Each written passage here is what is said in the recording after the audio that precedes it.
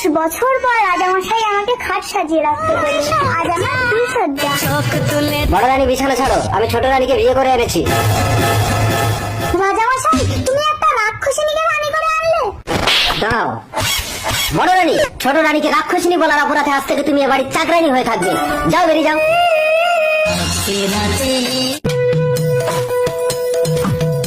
রাজামশাই, আজ রাতেও কে একটা গরু খেয়ে নিয়েছে। প্রতি রাতে আমার রাজ্যে কে গরু ঘোড়া ছাগল মানুষ খেয়ে ফাঁকা করে দিচ্ছে, তোমরা কি কেউ ধরতে পারছো না? রাজামশাই, গভীর রাতে একটা মহিলাকে আমি রাজবাড়িতে ঢুকতে দেখেছি।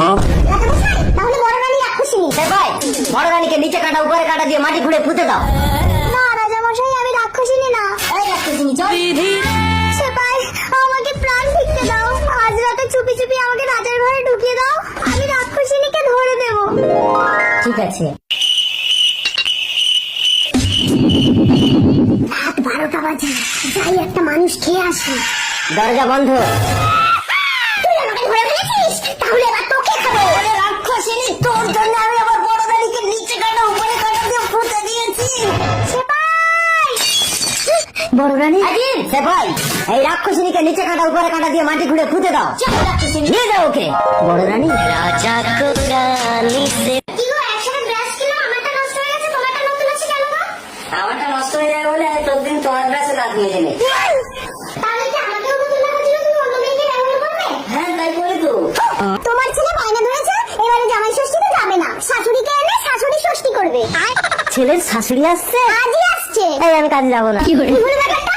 কাজে না ছাড়া তুমি থাকতে পারো না, আর যেই শুনলে ছেলের শাশুড়ি আসছে অমনি কাজ ক্যান্সেল। পুরো ক্যান্সেল। সবসময় কাজ ভালো লাগে না। ঠিক আছে, ছেলের শাশুড়ি যতদিন থাকবে এই তোমার চোখ বেঁধে দিলাম, খুলবে না। কেন? তোমার নজর খারাপ। কেন? আমি একটু দেখলে কি ছেলে শাশুড়ির দতক হয়ে যাবে?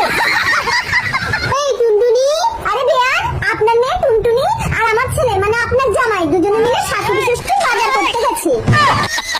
বেয়ান, আপনি আসুন, আপনার মেয়ে জামাই এক্ষুনি চলে আসবে। এই কি বেয়াই মশাই চোখ বাঁধা কেন? ও কিছু না, ওর একটু নজর দোষ আছে বলে পর্দা লাগিয়ে রেখেছি। ওভাবেই ও সবকিছু দেখতে পায়। কি আশ্চর্য, চোখ বেঁধেই সবকিছু দেখতে পায়। হ্যাঁ, একদম পুরোপুরি তোর পর্যন্ত দেখতে বেয়ান, আপনি আসেন। আপনি বসেন, আমি পুজোটা দিয়ে আসি। ঠিক আছে। না, রসের বেআইনকে যখন স্বাদের দুটি নয়ন ভরে দেখতে পারবো না, তখন আর ঘরে থেকে কি লাভ? তার চেয়ে বরং বউয়ের সঙ্গে একটু রোম্যান্স করে বিদেশে কাজে চলে যাই। অনেক দিন হয় না। একটু আদর করে কাজে চলে যাবো। কি ব্যাপার, কাজে যাবে না বলে আবার ব্যাগ নিচ্ছ কেন? আর কি করে থাকি? তুমি তো ঘরের ভেতরে দরজা বন্ধ করে একেবারে 6 মাসের আদর করে দিলে।